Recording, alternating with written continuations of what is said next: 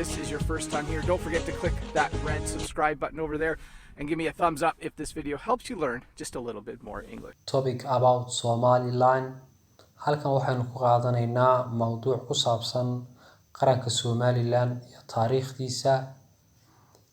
Marka halkan wuxuu topic ku bilaabmay It is my first time waa markaygu u horeysay to suggest a topic ee aan soo jeediyo topic. So sidaa awgeed I would like waxaan jeclaan lahaa to talk about Somaliland briefly. To talk about inaan ka hadlo Somaliland, qaranka Somaliland briefly, si kooban inaan qaranka Somaliland uga hadlo. As everybody knows, sida qof kastaaba og yahay, Somaliland has a long-standing history. Somaliland, qaranka Somaliland wuxuu leeyahay a long-standing history, taariikh soo jireena, taariikh dheer. Somaliland waxa ay heshay its independence, xorriyadeeda oo ay markaa ka heshay from Britain, waddanka Britain oo ah Ingiriiska, in 1960 ayay Somaliland xorriyadeeda ka qaadatay waddanka Ingiriiska. But unfortunately, laakiin nasiib darro, 4 days later, 4 casho ka bacdi, China to the south of Somalia. China waxay ku biirtay to the south of Somalia, koonfurta Soomaaliya, which taasoo iyaduna gained ka heshay its independence, xorriyadeeda from Italy, waddanka Talyaaniga. However, si kastaba ha ahaatee, 1960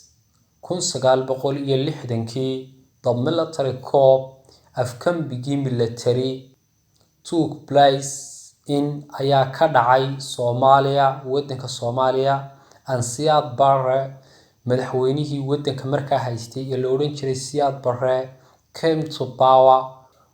waxa uu la yimi awood, waxa uu la soo baxay awood. Siyaad Barre betrayed, waxa uu khiyaamay, and massacred, una xasuuqay the northern communities, bulshada waqooyi oo markaa laga wado Somaliland, ayaa uu khiyaamay oo uu xasuuqay Siyaad Barre.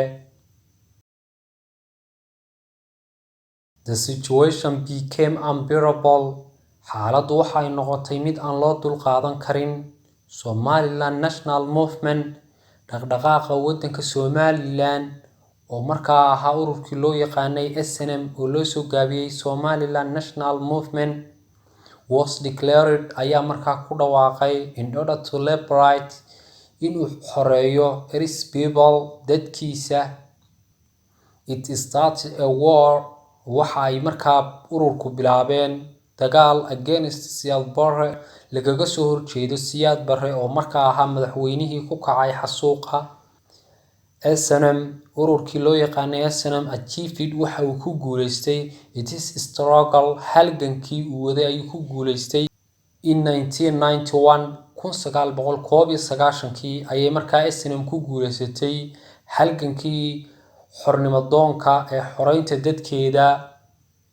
Somaliland intellectuals, indhergaradka qaranka Somaliland, elders, odayaasha, and politicians iyo siyaasiyiintu announced, waxa ay ku dhawaaqeen the independence of Somaliland, xorriyadda Somaliland ayay ku dhawaaqeen. The conference, shirku, was held, waxa lagu qabtay in Burco, waxa lagu qabtay markaa shirka magaalada Burco ee gobolka Togdheer. And the first president, madaxweynihii u horeeyay, was elected, la doortay, Cabdiraxmaan Axmed Cali. waxa uu ahaa Cabdiraxmaan Axmed Cali oo loo yaqaanay Cabdiraxmaan Tuur. Now hadda Somaliland has a democratically elected. Now hadda Somaliland, qaranka Somaliland waxa uu leeyahay democratically elected, doorasho si dimuqraadiyada la isu doorto, baarlamaan, president, madaxweyne, House of Elders, golaha guurtida, National Army, ciidanka qaranka, flag, calanka qaranka, security forces, ciidamada ammaanka, national currency, lacagtii dalka. I'm concluding my speech. Waxaan hadalkayga ku gabagabeynayaa Somaliland people, dadka Somaliland should become waa inay noqdaan hand and glove, gacan iyo gashigeed oo uu ka wado waa inay noqdaan ul iyo diirkeed.